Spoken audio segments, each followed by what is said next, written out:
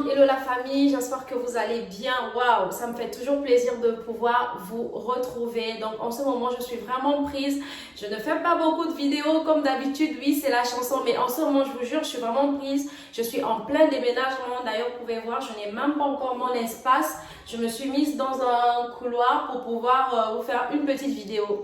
Alors, si tu ne t'es pas encore abonné, abonne-toi, ne rate pas les bonnes choses. Voilà, donc n'oublie pas également d'activer la cloche de notification. Aussi, allez me follow donc sur mes réseaux sociaux. C'est simple, Lady-du-bas Juscarina sur Instagram et aussi Lady-du-bas Juscarina sur Snapchat. Donc aujourd'hui, comme vous voyez, on va parler et c'est un sujet très important. J'ai bien pris le temps de réfléchir donc avant de pouvoir parler de ce sujet parce que moi-même j'ai été donc pris par ce sujet lorsque j'ai eu mon fils.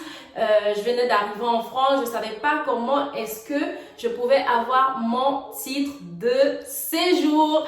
Oui, parce que moi aussi j'ai cherché longtemps sur YouTube, j'ai cherché longtemps sur Google. Parfois ce qu'on nous montre, ce qui est écrit, on ne comprend forcément pas. Donc aujourd'hui, je vais essayer de vous expliquer donc comment avoir son titre de séjour en tant que parent d'enfants français à ma manière. Donc en petit français, en petits mots, je vais pouvoir vous expliquer comment ça se passe.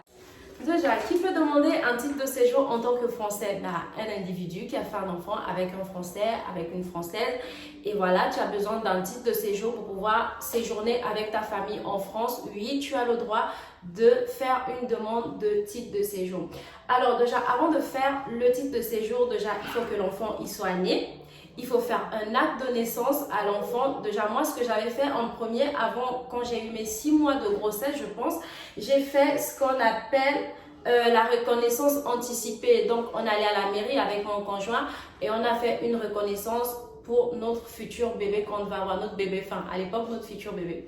Ensuite, donc, on est allé, quand j'ai accouché, on est allé à la mairie. Donc, j'ai fait l'acte de naissance de l'enfant. Déjà, pour faire l'acte de naissance de l'enfant, prenez vos stylos, asseyez-vous, écrivez. Déjà, qu'est-ce qu'il faut? Il te faut un justificatif de domicile. Donc, ça peut être des factures EDF, ça peut être d'électricité, ça peut être de l'eau. Donc, qui date de moins de 3 mois. On a besoin également de la pièce d'identité donc du parent français ainsi que toi, ta pièce d'identité pour pouvoir établir l'acte de naissance du petit. Donc, quoi d'autre? Alors, j'ai dit ça, Ça, c'est ce qui concerne l'acte de naissance de l'enfant. Voilà. Ensuite, ça, c'est la première étape. Une fois que tu as eu l'acte de naissance de ton bébé, tu dois aller au tribunal. Donc, au tribunal, tu iras effectuer le certificat de nationalité de ton enfant. Donc, tu ne vas pas à la préfecture avant d'avoir fait tout ça. En fait, tu te lèves pas, tu dis je vais à la préfecture. Non, tu commences par la mairie. Donc la mairie, c'est tout ce que je t'ai cité là. Ensuite, quand tu as terminé la mairie, tu vas au tribunal, tu demandes à faire un certificat de nationalité de ton enfant. Maintenant, pour faire le certificat de nationalité de l'enfant, là encore, c'est là où vraiment ça devient difficile. Vraiment, c'est pas difficile, c'est juste la paperasse, mais ça casse la tête, voilà. Donc, moi, ce qu'on m'avait demandé à mon époque, peut-être que ça a changé, je sais pas. On m'avait demandé donc la pièce d'identité des 2 parents, donc de mon conjoint et moi. On m'a ensuite demandé un acte de naissance du papa, l'acte de naissance du bébé, parce que l'acte de naissance était déjà sorti, je l'avais déjà fait à la mairie. Donc, acte de naissance du papa, acte de naissance du bébé, acte de naissance du papy, acte de naissance de la mamie. Donc, du côté français, si vous voulez, si vous êtes avec une Française, donc on va vous demander l'acte de naissance de votre femme, l'acte de naissance de votre belle-mère et l'acte de naissance de votre beau-père et l'acte de naissance de votre enfant. Donc, c'est pour faire une filiation. Ils essayent de regarder, chercher, je ne sais pas ce qu'ils cherchent, comment ils vont faire, je ne sais pas. Voilà, c'est ce qu'on va vous demander pour le certificat de nationalité de votre enfant. Alors, si vous allez faire des documents tout seul, comme moi j'ai fait toute seule, parce que mon chéri, il était tout le temps au travail et il ne pouvait pas forcément m'accompagner tous les jours dans l'administration. Donc, vous avez besoin également de l'accord. Donc, si vous êtes un homme ou une femme français, vous devez faire un accord à votre conjoint ou à votre concubine disant que vous autorisez à cette dernière de faire tous les documents, donc tout ce qui est paperasse, etc. J'espère que vous avez compris ce que je dis. Donc voilà, ouais, ça. Également, ils vont vous demander toujours, pardon, les factures EDF et consorts. Donc, quand vous avez terminé de faire ça, je pense pour avoir, comment ça s'appelle? Pour avoir le certificat de nationalité, je pense que ça prend peut-être 15 jours, je crois. 15 jours, un mois, je ne sais plus trop en tout cas. Mais ça ne prend pas beaucoup de temps. Donc voilà mes Perfect Lady, c'était juste une petite parenthèse donc avant de rentrer dans le vif du sujet. Maintenant, on se lève le matin, il est 5 heures, il fait froid, on est en hiver, il y a la neige partout, le vent souffle, on prend ses 2 pieds, on prend ses 2 mains et on va à la préfecture. On est blindé. Qu'est-ce qu'il faut emmener à la préfecture?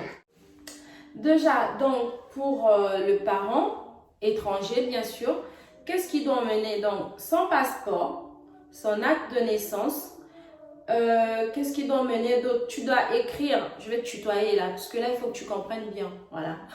Tu dois écrire comme quoi tu ne vis pas en polygamie en France. Donc, tu ne pas, ça veut dire que vous n'êtes pas 5-6 femmes avec un même homme dans la maison, ou vous n'êtes pas 5-6 hommes avec une seule femme dans la maison, parce que faut pas seulement accuser les hommes, même les femmes aussi font ça, mais non. Il y a les femmes polygames. Donc voilà, la déclaration comme quoi vous ne vivez pas en polygamie, votre passeport, votre acte de naissance. Vous devez emmener donc 3 photos d'identité. Vous devez également emmener donc votre justificatif de domicile encore une fois. Vous devez, dans le justificatif de domicile, donc vous devez emmener des factures EDF, donc ça peut être le gaz ou l'électricité. Donc si vous êtes hébergé, bien sûr vous êtes hébergé parce que vous n'avez pas encore de titre de séjour, comme on dit, vous n'avez pas encore vos papiers. Du coup, vous ne pouvez pas avoir un logement à votre nom. Donc, si vous êtes hébergé, donc, vous êtes forcément hébergé. Voilà. Qu'est-ce que je raconte? Donc, la pièce d'identité de l'hébergeant. Il doit également faire un document comme quoi il vous héberge chez lui, à son domicile. Quoi d'autre? Donc, c'est ce qu'on appelle l'attestation d'hébergement. Voilà, j'ai mis ça parce que quand on voit les mots attestation d'hébergement, parfois on ne sait pas ce que c'est. Monsieur ou madame doit écrire que, je prends mon accent, monsieur ou madame doit écrire qu'il vous héberge chez lui. Donc, ça c'est ce qui vous concerne. Vous devez emmener un justificatif comme quoi l'enfant est bel et bien installé en France. Ça peut être le carnet de santé. Moi, à mon époque, j'avais fait les copies du carnet de santé de mon enfant, là où il avait fait ses vaccins. Vous pouvez emmener un document de la crèche comme quoi il est bel et bien inscrit à une crèche. Ensuite, donc ça c'est la preuve que l'enfant y réside en France. Alors, je dis ça. Ensuite, vous devez préparer votre timbre. Ça, c'est très important. Timbre de 50 €. N'oubliez pas, 50 €, vous partez chez nos parents chinois, là, ils ont souvent des boutiques. Là, moi, je me souviens, j'étais partie là-bas. Ils m'avaient fourni des timbres de 50 €. Mais quand vous allez encore une fois acheter votre timbre, précisez bien que c'est pour la demande d'un titre de séjour. Voilà mes Perfect Lady, je pense que j'ai fait le tour. J'espère que cette petite vidéo va pouvoir vous aider. Si vous avez des questions, n'hésitez pas à me poser des questions. N'hésitez pas, si je ne réponds pas sur YouTube, donc allez-y sur Insta, allez-y sur Snapchat. Sur ce, moi je vous dis à bientôt pour une prochaine vidéo. Bisous!